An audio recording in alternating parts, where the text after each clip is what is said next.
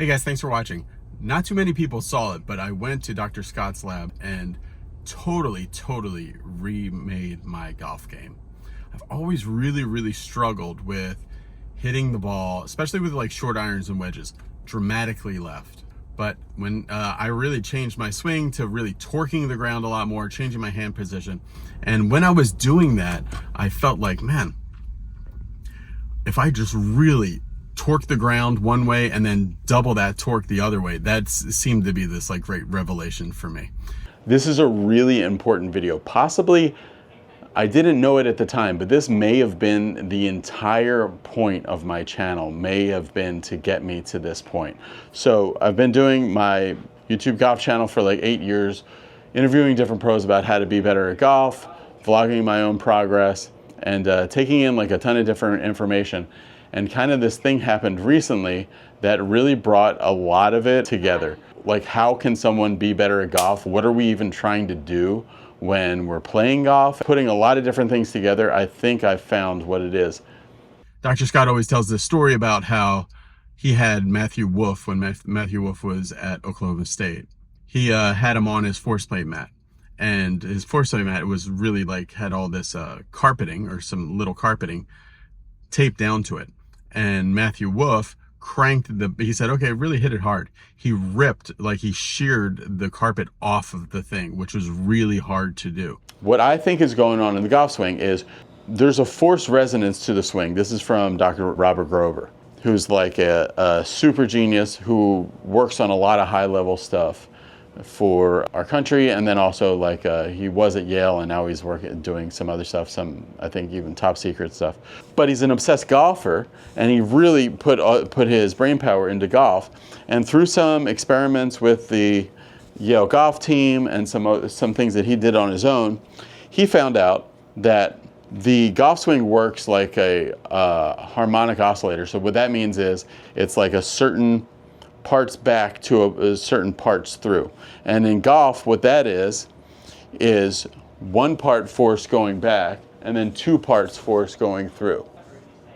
Now let's talk about the differences between what professionals are doing and what amateurs are doing.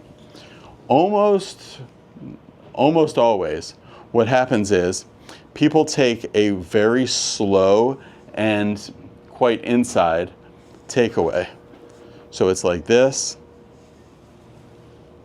People who are great golfers usually take a faster and certainly more dynamic, more forceful backswing, and then that leads to a faster downswing. So the ratio of a bad golfer is usually about, in force, it's very low on force, and it's also very low on speed, and it's also very low on width too. So when you talk about force, speed, and geometry, all those sliders are down low. Okay, so this graph I made, I think explains what's going on in the golf swing and the big difference between what great golfers are doing and what poor ball strikers are doing. This is the club center of mass speed in the golf swing, elite versus poor ball strikers. So what this is the line up the left-hand side of this graph is how many miles an hour the club is moving at any time. And then from left to right is how long it took from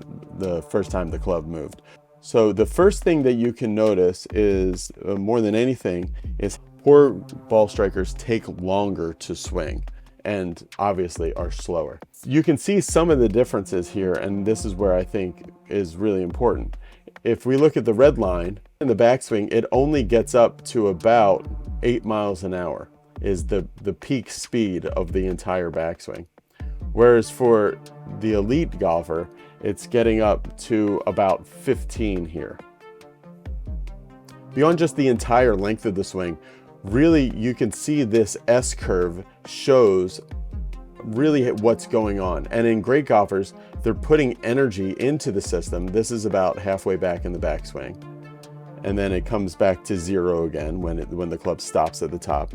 And then that energy doesn't just go away. The energy you feed into the system during the backswing kind of comes around the corner right here and feeds into the downswing. And you can see how great golfers are taking advantage of that. Looking at the poor golfer here, They barely put any energy into the system. And really what they're trying to do is this is all just making a position, going from the start of their backswing all the way to the top. They're just putting it into position. You can see how this red line never really gets very high and it takes a long time to get there. So it's really just placing it in a position. And they're trying to create whatever speed that they create. They're trying to do it all from the top to impact. And that is missing a huge key to what great golfers are doing. Looking at what great golfers are doing, they're putting a lot of speed and energy into the system during the backswing, and then it gets to zero at the top. Now, just because it's at zero doesn't mean the energy is not there. It actually turns around the corner, similar to almost like a race car or something like that. And what's really, that I found is really important, is that this point here is when the club is vertical. And it's also really close to where most golfers have the club moving fastest on the backswing. I noticed that when the club is vertical on the way back and then the club is vertical on the way down, it's almost always double. Certainly is in the Tiger Woods captures from 2019, 2020, and some other golfers that I've seen.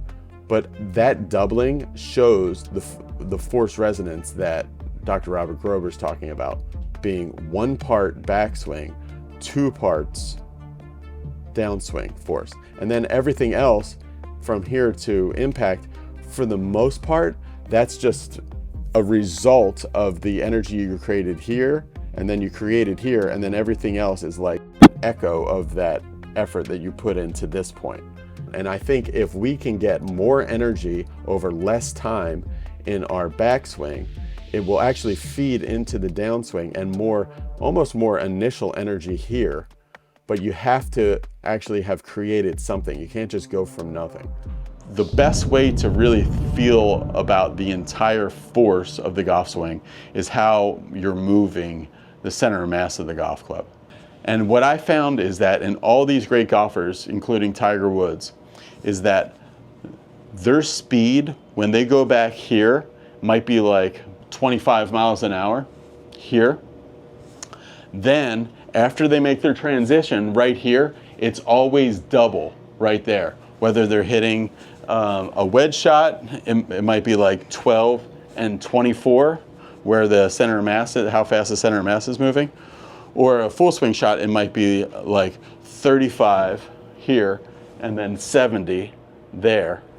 That seems to be where Dr. Robert Grober's force resonance and double is. So I started concentrating on taking some swings where I was imagining that, and this is something that I'm going to start to try to technologically figure out, imagining that there was a little radar going right here, like a radar laser perfectly right here when the club was vertical. And I was saying, okay, if that's 25, then I want it to be 50 when it gets here. When you make some kind of backswing, that kind of sets the speed limit for how fast it should be going on your downswing. You can't really think of those numbers, but what you think is 1 and then 2 right there. And then the swing, it just kind of takes care of itself. You just kind of have to align the face. But from here all the way through to the end of the swing, you don't really put in anything more energy-wise. After I did my lesson with Scott Lynn, I kept feeling that I was using the ground in a different kind of way that I hadn't used before, where I was really felt that I was torquing it this way and this way. And I kept thinking, there's got to be a way that like I can train this. So I went on Tinkercad and I started putting together in 3D like all these different ways that I was thinking of using, like a Lazy Susan thing, and then different shifting boards and rubber bands.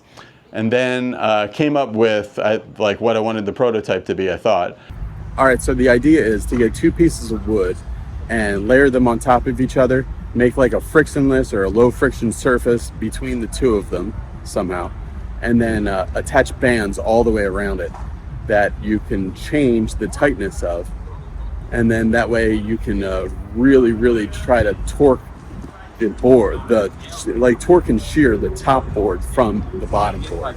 the basic idea. You'll see as it comes together. All right, one of the main things is I'm not that handy and I don't have a lot of tools, so I'm always trying to do this stuff with my limited ability to like put things together, and then also I don't really have a lot of ways to do it, so I was kind of working around it. Whenever I come here, I need like my own personal shopper because I'm terrible at finding things. All right, this is the tough part. I have to figure out what to use as the actual wood and the base for the two pieces. It's clearance, so it's usually $51, but we're gonna get it for $25.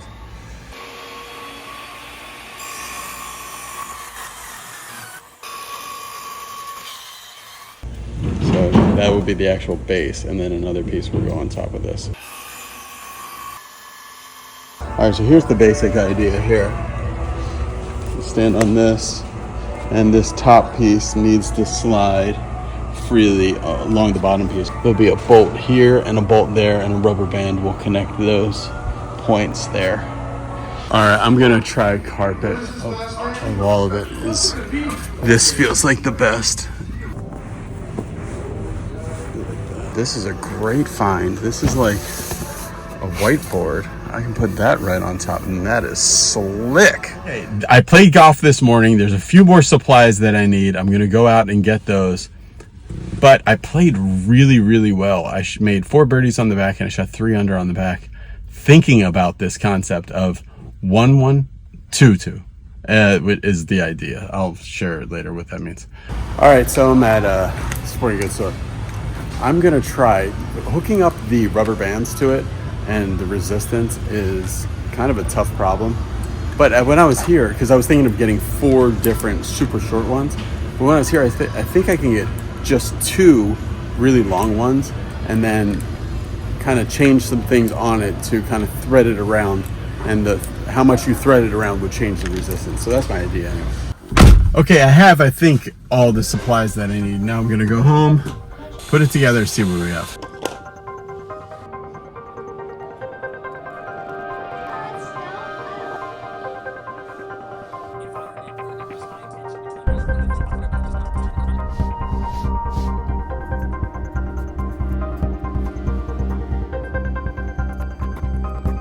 Let's go 1 inch forward on the backswing, 2 inches forward through surgery. All right, so something I'm thinking about doing too is like visual representations, like a pencil or something there. See, where the pencil points kind of shows you how much force you put into the ground. This is the prototype here. It's some bands that are holding a top plate firmly in place, but then you fight against it. The thing that I kept feeling as a player that torques the ground, and I hit the ball definitely the best when I'm torquing the ground. That's not going to be everybody.